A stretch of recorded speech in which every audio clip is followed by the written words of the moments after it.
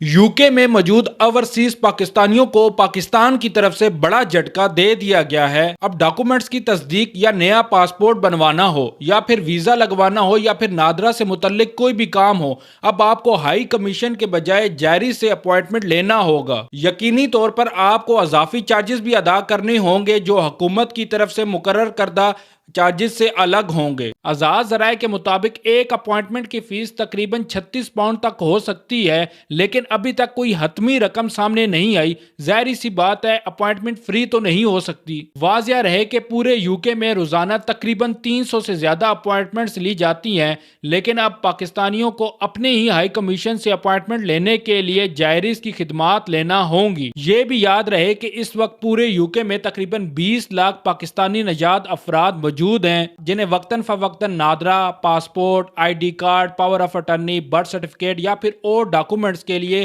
Pakistani high commission की खिदमात दरकार होती हैं। लेकिन जब दरमियान में जायरीज शामिल होगा तो लोगों को अजाफी फीस देना होगी। पाकिस्तानी हाई कमीशन का कहना है कि इस मुआहदे का मकसद ये है कि गैर मजाज, जाली वीजा और नादिर फैसिलिटेशन मरकज का सदबाब भी है। पहला सर्विस सेंटर मई 2026 में शुरू किया जाएगा। इसके बाद और भी सर्विस सेंटर्स बनाए जाएंगे पूरे यूके में। आपका इस बारे में क्या ख्याल है? कमेंट सेक्शन में लाजमी बताइएगा। शुक्रिया।